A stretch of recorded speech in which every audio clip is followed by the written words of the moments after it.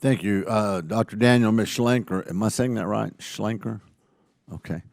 In your prepared testimonies, you highlight the importance of sophisticated material science, enabling those tools like Argonne's Advanced Photon Source, APS, and Oak Ridge's Spallation Neutron Source, SNS, as well as the importance of providing updates. So sometimes the budget does count for a little bit, Mr. Coleman. So as you know, this committee has an long established history of providing strong bipartisan support for these key user facilities. So how critical, and we'll start with you, Ms. Schlenker, in your opinion, are these resources to enabling innovative R&D in sustainable transportation? So I think that user facilities are a real gem of the national laboratories to allow access to scientists globally to come into the facilities, and certainly for the U.S. researchers and in industry to have access to the experts for those particular user facilities.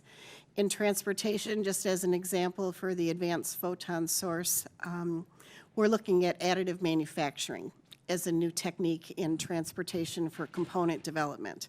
To make it lighter. To make it lighter. Stronger, lighter. But it's really, right, putting layer after layer down in deposition and to understand where the voids in the fatigue or the failure modes might really be. So we've had a long-standing program with various OEMs to use that particular facility. We look at fuel spray research from injectors out of an engine to try and reduce the emissions and to have predictability within that. So just an example beyond the high-performance computing that we use all the time. And I want to give Klaus some time on this, but those are just two big examples that I think of user facilities in transportation that are used on a daily basis. Okay. And Klaus, she's kind of throwing the ball over to you. Yeah. Thank you, Ann, for that. Thank you, Ranking Member Weber, for the question. I think this is very, very important. The scientific user facilities at the national labs are really the scientific backbone of our research community and of the DOE system on there.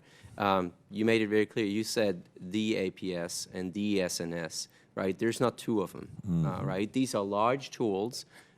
They require quite some investment to make them the way they are, and you don't repeat those investments as easily. And to sustain them, to use that sustainability. Sustain them is also very expensive, yeah.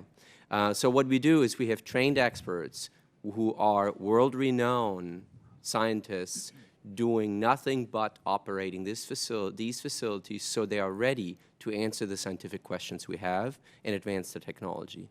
One example, for example, is here when we come with an applied problem where an automotive supplier, this happened in Oak Ridge about 6 years ago, where we had a supplier to Ford come in with it was a body-in-white supplier. And they had what kind of supplier? A body-in-white supplier. It's a supplier who provides the body shell of the car. Okay. And there was a cracking problem at that body-in-white.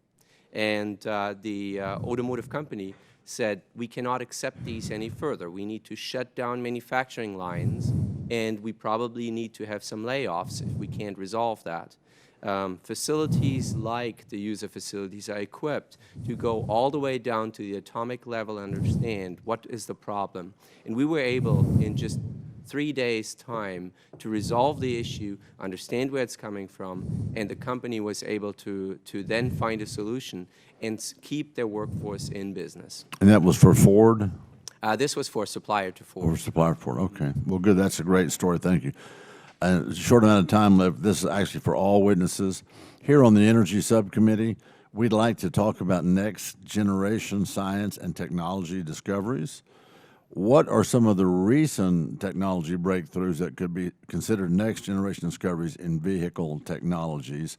And then we'll jump over to hydrogen fuel research after that. But let's start with you, Mr. Cortez. What are some of the recent technology breakthroughs that you would consider next generation discoveries? So on the fuel cell side, on a stack level inside the fuel cell, advances are being made with regard to the size and the density and the power performance of the actual stack. So that's allowing us to make the stacks and the fuel cells themselves much smaller, much lighter, and be able to generate more power. So that technology is really going to be crucial in order to improve and go, help with the transportation in terms of getting the additional power for the distances that you need to travel. Well, thank you. And I'm actually out of time, but let me jump to you real quick, Mr. Coleman. What do you say? For the record, I am pro budget. I'm very supportive of For the it. record, Very okay. important, yeah. I gave you a chance to redeem Yes, yourself. thank you. I appreciate Right. that. I didn't want that to fuel any controversy. I hear you. Yeah. On our side, we've been focusing on enzyme efficiency. So from a biorefining perspective, when you improve the enzymes, you're producing fuel and feed. You can squeeze more and more of each product out of every bushel of corn or every whatever. Okay. Right, and so that's where we've made a heck of a lot of progress. Perfect. And I'm out of time, but offline, I want to talk to you about why y'all can't get. You said the EPA to give you was it a permit or designation? The registration is Registration. Thank you.